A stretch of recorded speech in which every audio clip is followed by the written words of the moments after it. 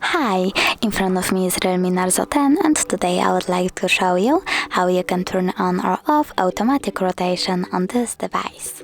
First of all, go into Tab menu. Now find Auto Rotate icon and click on it. Auto Rotation is now turned off. If you want to turn it back on, just click on the same icon. But you can also go into Settings, then choose Display and Brightness. Scroll down a bit and click on the switcher next to Auto Rotate to turn off or on this option. If you want to check out if it works, all you need to do is go into any app like Photos and turn your device. Thanks so much for watching. If you enjoyed this video, don't forget to leave a like, comment and subscribe. Bye!